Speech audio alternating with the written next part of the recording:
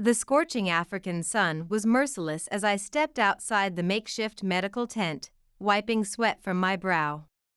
I had just finished a 6-hour emergency surgery on a young patient, and my body ached for rest. The familiar buzz of my phone cut through the ambient sounds of the busy medical camp, the chatter of local nurses, the whir of generators, and the distant calls of village life. The name on the screen made my heart sink. Marcus Blackwood. After years of dealing with my stepfather's manipulative games, I knew calls from him rarely brought anything but trouble. Still, a small part of me, perhaps the optimistic doctor in me that believed in healing, hoped this time might be different. Hello? I kept my voice professionally neutral, the same tone I used with difficult patients. Evelyn. His voice dripped with artificial cheer that made my skin crawl. Just thought you'd want to know, I've sold the mountain cabin. I froze, my grip tightening on the phone until my knuckles turned white. The sounds of the medical camp seemed to fade away, replaced by a hollow ringing in my ears. You did what? Sold it. He repeated with disturbing enthusiasm, as if announcing a celebration. Don't look so shocked, it's for the greater good of mine, obviously. His smug laugh echoed through the line, a sound that made my blood pressure spike in a way that would concern me as a doctor. My name is Dr. Evelyn Parker, and for as long as I can remember, Marcus Blackwood has been the cancer in my family's life. He married my mother when I was 15, worming his way into our lives with charm and calculated humor. But beneath that polished exterior was a man who treated others' possessions like chess pieces in his endless games of self-interest. The cabin wasn't just a vacation property, it was my sanctuary, a piece of my mother's legacy that I'd preserved through medical school and countless volunteer missions. It was where I recharged between grueling deployments with Doctors Without Borders, where I hosted fellow physicians for strategy sessions, and where I felt closest to my mother's memory. Hearing Marcus treat it like a poker chip made my carefully maintained professional composure crack. You had no right, I said, my voice trembling with the same intensity one reserved for confronting negligent parents. That cabin wasn't yours to sell. Relax, dear, Marcus drawled, his voice carrying that condescending tone he always used when he thought he was being clever. I've been managing things while you're off playing hero in Africa. And really, what's the point of a cabin you're never around to enjoy? It was an elegant solution to my temporary financial concerns. You'll thank me later. I'll thank you when hell freezes over, I snapped, ending the call before my medical ethics about doing no harm could be severely tested. I paced the narrow space between medical supply crates, my scrubs still bearing traces of the day's surgeries. The familiar scent of antiseptic did nothing to calm my racing thoughts. Marcus's audacity had reached new heights, but this time he'd made a critical error in judgment. What he didn't know, what I'd carefully kept from him, was that the cabin wasn't solely mine to sell. My best friend and fellow advocate for justice, Amelia Hayes, was co-owner. The environmental lawyer in her had insisted on a legally binding co-ownership agreement years ago, requiring both our signatures for any sale. I sank onto a metal folding chair, staring at my phone as if it might explode with another call from Marcus. My mind raced back to all the times he'd manipulated situations, each memory burning like antiseptic on an open wound. How could he think this was acceptable? Selling something so deeply personal to me as if it were just another asset in his portfolio of schemes. The cabin wasn't just property, it was my lifeline. It was where I spent summers with my mother before she married Marcus, where she taught me about the healing properties of local plants, sparking my interest in medicine. After her unexpected death, it became my anchor, the one place where I could still feel her presence guiding my path in medicine. Marcus, predictably, saw none of this. To him, it was just another asset to leverage, like everything else he'd exploited over the years. But this wasn't some minor transgression, this was my heritage, my haven between saving lives. With hands that had performed delicate surgeries just hours before, I tapped Amelia's contact information and waited for her to answer. "Hey Evelyn, caught you between surgeries?" Amelia's voice came through clear despite the distance, carrying the sharp focus she was known for in environmental law circles. "Marcus sold the cabin," I said, the words tasting bitter in my mouth. The medical tent's canvas walls suddenly felt suffocating. There was a pointed silence on her end, then, "He what?" Her tone carried the same intensity I'd heard her use in environmental protection cases. "Apparently, he needed to cover his gambling debts," I explained, my free hand instinctively organizing medical supplies, a habit that helped me think clearly. "He seems to think he has the authority to make unilateral decisions about the property. But our co-ownership agreement makes that legally impossible. He can't sell without your consent." Amelia let out a controlled breath, the same one she used before delivering closing arguments. That man's arrogance is truly breathtaking. Did he really think he could pull this off? "He has no idea about the legal safeguards we put in place," I said, finding some comfort in our preparation. "I'll wrap up this medical mission and head back as soon as I can. Could you pull up our documentation? I want to be ready to counter this the moment I land." "Already on it," Amelia replied with the efficiency that made her a formidable environmental advocate. "I'll have everything prepared. We're not letting him get away with this, Evelyn. Not this time." As I ended the call, a peculiar calm settled over me, the same focused state I entered before complex surgeries. Marcus thought he'd outsmarted me, assuming I was too occupied saving lives in Africa to challenge his betrayal. But he'd severely underestimated both me and my resources. I wasn't the intimidated medical student he used to manipulate. I was a skilled physician with a strong support system and an intimate understanding of how to fight for what's right. The next few days passed in a blur of medical procedures and patient consultations. Even as I treated malaria cases and conducted pediatric examinations, Marcus's betrayal lingered in my thoughts like a persistent infection. During brief breaks between patients, I found myself documenting everything in my medical journal, not patient notes this time, but memories of the cabin, the first time my mother showed me how to identify medicinal plants in the garden, the countless hours Amelia and I spent restoring the place, the peaceful evenings by the fireplace planning future medical missions. This wasn't just a building Marcus could gamble away, it was a crucial part of my identity as both a daughter and a doctor. Amelia's call came as I was updating patient charts in the quiet of the evening. "I've reviewed our co-ownership agreement," she said, her voice carrying the confident tone she used when preparing for environmental protection cases. "As we thought, any sale without my explicit consent is legally void. He's got absolutely no standing." Relief washed over me like the feeling after a successful surgery. "Have you found out who he tried to sell it to?" "Not yet," Amelia replied, keyboard clicks punctuating her words. "I've accessed the county records, but there's no official transfer of ownership recorded. Classic Marcus trying to operate in the shadows."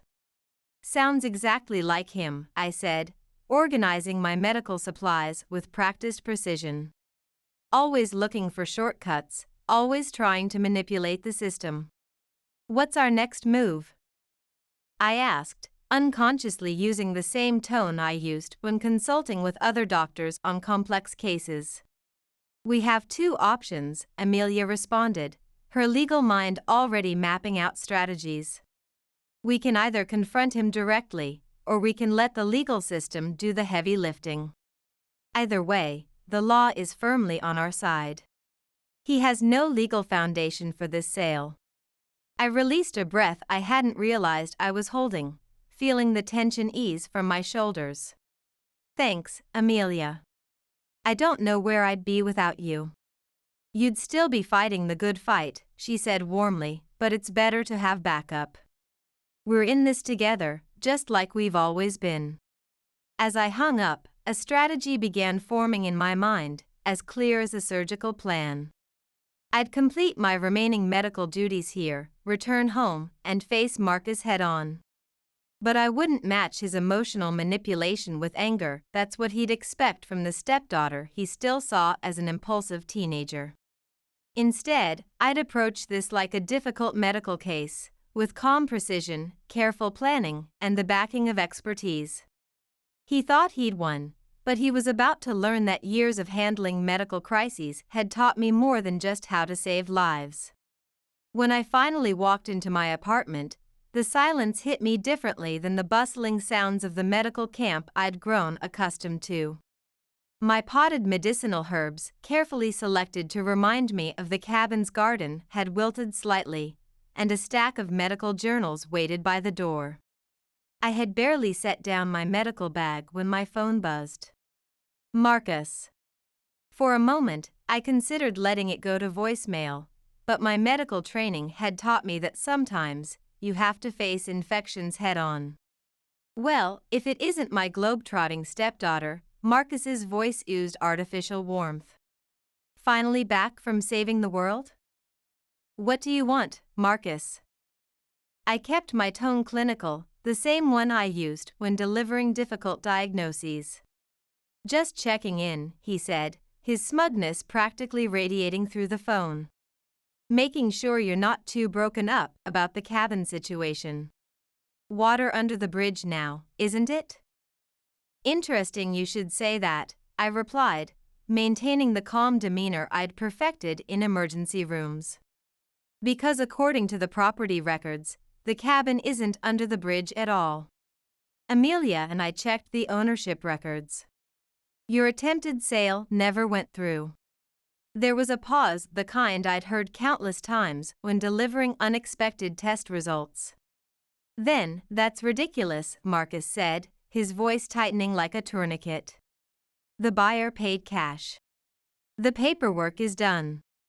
It's finished. No, it's not, I stated, as firmly as I would when insisting on a necessary medical procedure. Amelia and I are co-owners. Remember? Without her consent, any sale is legally void. The cabin remains ours. His laugh came out brittle, like a failing vital sign monitor. You think you're so clever, don't you? Always the perfect doctor, always trying to control everything. You have no idea what I've been dealing with, Evelyn. I did what I had to do. You tried to steal from me, I countered, years of medical ethics strengthening my resolve. And you expect me to sympathize? You've made your choices, Marcus, and now you'll have to face the consequences. The line went dead as he hung up, leaving me standing in my apartment, phone in hand, feeling the same rush of adrenaline I got during successful resuscitations. For years, I'd allowed Marcus to manipulate situations, guilt-trip me, and take advantage of my demanding schedule. But not anymore. This wasn't just about protecting the cabin, it was about establishing healthy boundaries, something I routinely advocated for my patients but had struggled to implement in my own life. I sat at my kitchen table, my laptop open like a surgical tray laid out with instruments. The co-ownership agreement Amelia had sent over was as clear as a clean X-ray. Neither of us could sell the cabin without the other's written consent. Marcus's actions weren't just unethical, they were as blatantly wrong as a misdiagnosis.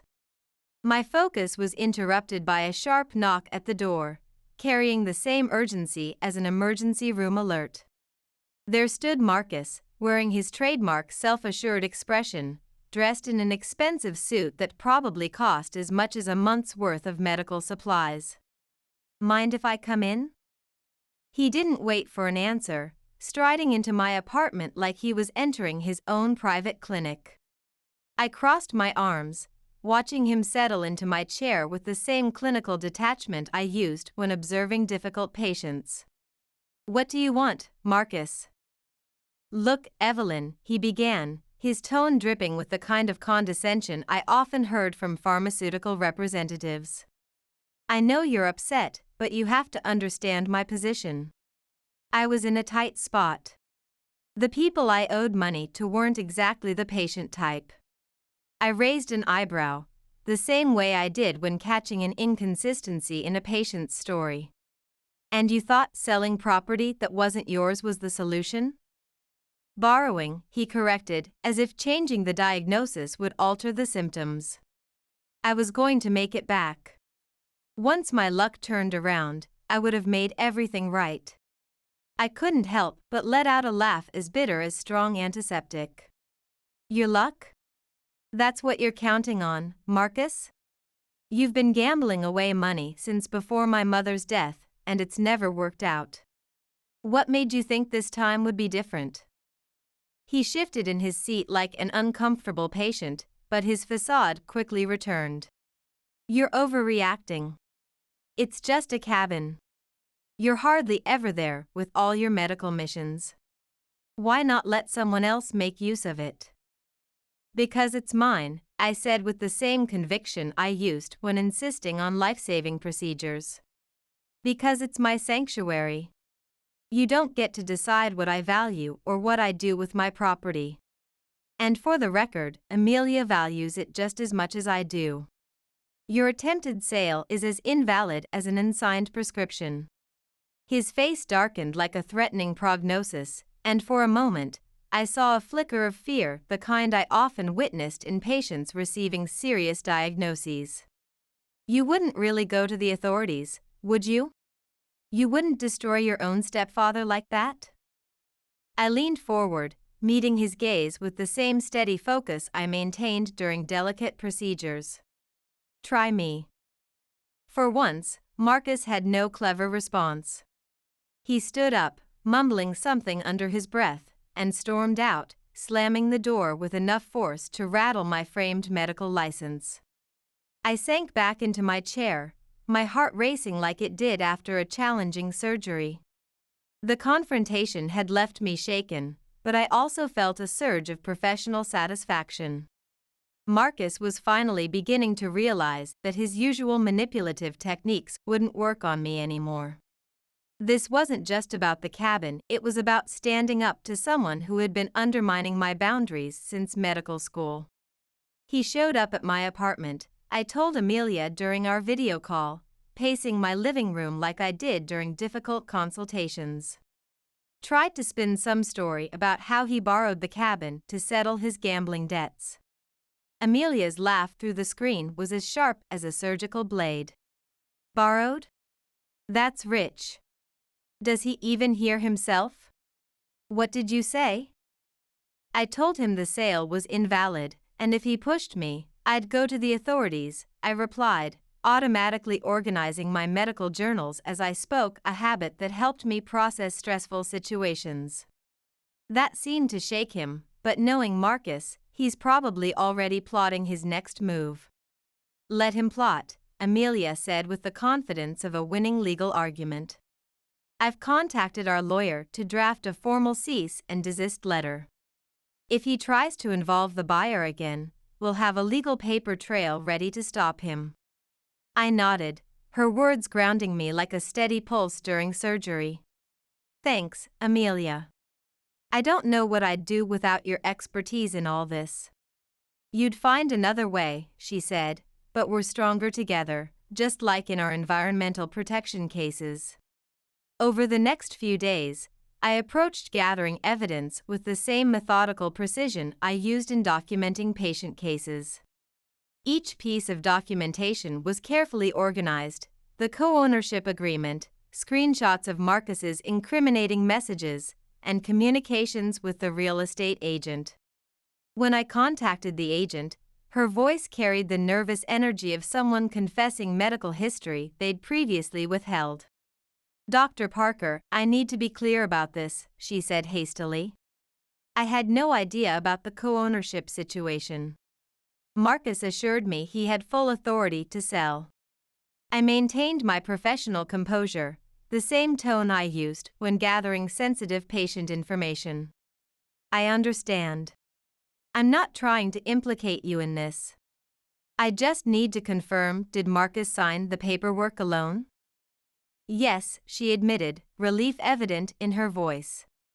The buyer hasn't completed payment because I flagged some irregularities in the transaction. I can provide you with all the relevant documentation. That would be very helpful, I replied, making mental notes as precisely as I would during rounds. As I ended the call, I felt the same focused determination that guided me through complex medical procedures. Marcus had counted on me being too preoccupied with my medical work to fight back, but he was about to learn just how thorough a doctor could be. Amelia's evening call brought more positive developments. The cease and desist letter is ready, she announced with the satisfaction of a successful environmental injunction. We'll send it first thing tomorrow. If he makes any more attempts to claim ownership, we'll escalate immediately. Perfect, I said, allowing myself a small smile, the kind I reserved for successful treatment outcomes. For the first time since this ordeal began, I felt like I was regaining control of the situation. Marcus thought he could steamroll over my rights, but he was about to face a different kind of diagnosis, one he couldn't charm his way out of. Detective Miller's call came just as I was reviewing patient files. His voice carried the professional authority I recognized from my own field. Dr. Parker, I've reviewed the documents you and Ms. Hayes provided. The unauthorized sale attempt is clear-cut. We can proceed with a formal investigation if you wish. Yes, I replied without hesitation, the same decisiveness I used in emergency situations. I want to pursue this. We'll begin by contacting the potential buyer, Detective Miller explained, his methodical approach reminding me of consulting with fellow physicians. Based on the evidence, if Marcus continues to interfere, we'll pursue criminal charges for fraudulent misrepresentation. Thank you, Detective, I responded, unconsciously organizing my medical documents as we spoke. The systematic approach to justice felt familiar, like following a well-planned treatment protocol. Marcus's call came during my clinic hours, his voice carrying a desperate edge I'd heard in patients facing serious diagnoses. Do you have any idea what you've done, Evelyn? He demanded. You're destroying everything. No, Marcus, I replied with the calm certainty I used when explaining necessary medical procedures. I'm protecting what's mine. You created this situation yourself. You've always been so ungrateful, he sneered. I stepped in when your mother was overwhelmed, and this is how you repay me? I felt a laugh rise in my throat, as bitter as surgical antiseptic. You didn't step in, Marcus. You invaded. You manipulated and used people for your own gain, just like you're doing now. The difference is, this time there are consequences. He started to protest, but I cut him off with the same decisiveness I used in emergency situations. This conversation is over. If you have anything else to say, direct it to my lawyer. I ended the call and sat back in my office chair, my heart racing like it did after a difficult procedure. Marcus's days of manipulating me were finally coming to an end. Detective Miller's update came while I was between patient consultations. Dr. Parker, we've spoken with the buyer, he reported. They were unaware of the co-ownership agreement and have agreed to withdraw from the transaction. They're fully cooperating with our investigation. Relief washed over me like the feeling after a successful surgery. So the sale is officially void? Yes, he confirmed. The cabin remains under your and Ms. Hayes' ownership. However, we'll need to keep the case open to address your stepfather's fraudulent actions. Would you like to press charges? I paused, my mind working through the options like diagnosing a complex case. Yes, I said firmly, using the same conviction I had when recommending crucial treatments. I want him held accountable. Understood, Detective Miller replied.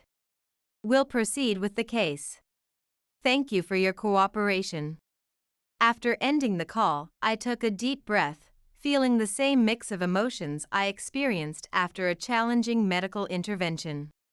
For the first time since this ordeal began, I felt the tension in my shoulders begin to ease. The cabin was secure, and Marcus's schemes were finally facing proper scrutiny. The sale is officially void, I told Amelia during our video call, unconsciously straightening my medical journals as I spoke. The buyer's withdrawing completely. That's excellent news, Amelia responded, her satisfaction evident. What about Marcus? The police are moving forward with their investigation, I explained, my voice carrying the same professional tone I used when discussing treatment plans. He's not getting away with this anymore. Good, she said firmly. It's about time someone held him accountable. How are you feeling about all this? Her words resonated with me, like a precise diagnosis finally clicking into place. For years, I'd allowed Marcus to operate unchecked, his manipulations, his entitlement, his complete disregard for boundaries. But this time, I'd stood my ground, using the same determination that had carried me through medical school and countless humanitarian missions. That evening, I visited the cabin for the first time since returning from Africa. As I stepped inside, the familiar scent of pine and cedar wrapped around me like a protective blanket. The sound of my footsteps on the wooden floors, the gentle creak of the door, everything reminded me of why this place meant so much. I settled into my favorite chair by the fireplace, letting the quiet of the mountains wash over me. This wasn't just a property I was defending, it was my sanctuary, where I processed difficult cases, celebrated medical breakthroughs, and found peace amid the chaos of emergency medicine. And it was still mine, despite Marcus's best efforts. Detective Miller's final update came between my morning rounds. Dr. Parker, I wanted to inform you that your stepfather has been formally charged with fraudulent misrepresentation and attempted theft of property. Given the evidence we've collected, including the documentation you and Ms. Hayes provided, the case against him is substantial. I absorbed this news with the same controlled composure I maintained during critical procedures. Thank you for everything, Detective, I said, my voice steady and professional. You handled this situation remarkably well, he noted. It's not easy to stand up to family, but you did the right thing. After ending the call, I sat in my office, surrounded by medical texts and patient files, processing the weight of everything that had transpired. Marcus had been such a dominant force in my life for years, his toxic influence as persistent as a chronic condition, and now I was finally free from his manipulations. The next day, Amelia and I met at the cabin. She arrived with a bottle of wine and the same triumphant energy she carried after winning major environmental cases. We settled on the porch, the mountain air carrying the familiar scent of pine that had always helped me decompress after difficult surgeries. To standing our ground, she said, raising her glass. And to not letting anyone push us around anymore.